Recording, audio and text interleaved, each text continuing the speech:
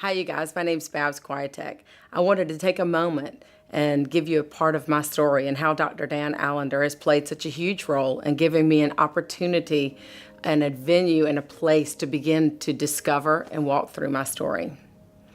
In my late 20s, I came to the Lord and had a great mentor and was loving, enjoying learning and growing so deeply in the Lord.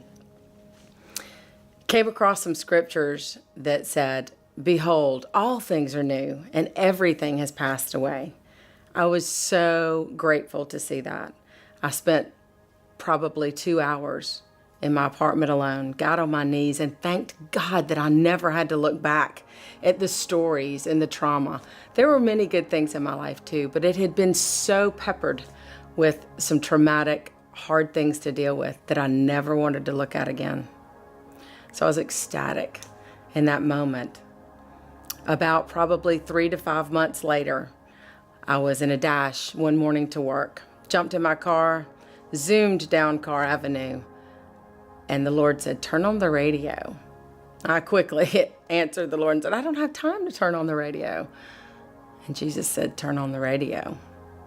So I turned on the radio, only to hear a familiar voice from Family Life Today saying that he had a new guest on the show, and it was Dr. Dan Allender.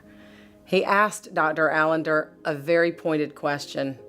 What would it look like in this kind of abuse or this kind of trauma in someone's life? What would that look like, Dan? Can you just give us an example?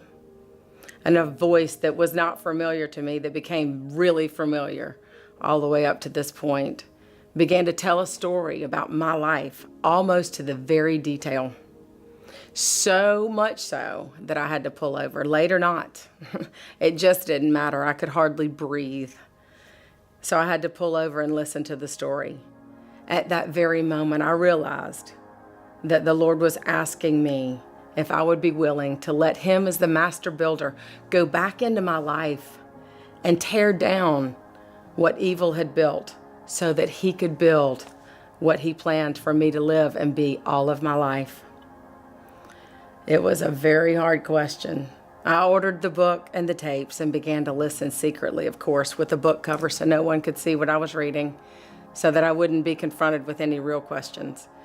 And after I got to certain points, I realized that the Lord was going to ask me to really walk back through.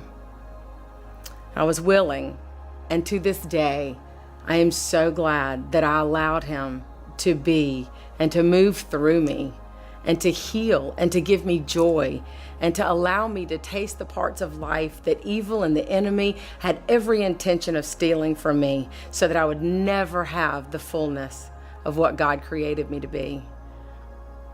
And now it's my turn to invite you to reach back into your story, into those places, whether it's trauma, whether it's things that were spoken over to you, no matter what the case is. Allow the Lord the time and the space to slow your life down and to reach in and to delicately hold your heart with His hands. He's faithful, and it's worth it. So I invite you to come and join us. Join us for the To Be Told simulcast, November 10th and 11th at the Holiday Inn Express in Leland. God created you, He breathed life in you, and He died for you. And He says your story is more than worthy to be told.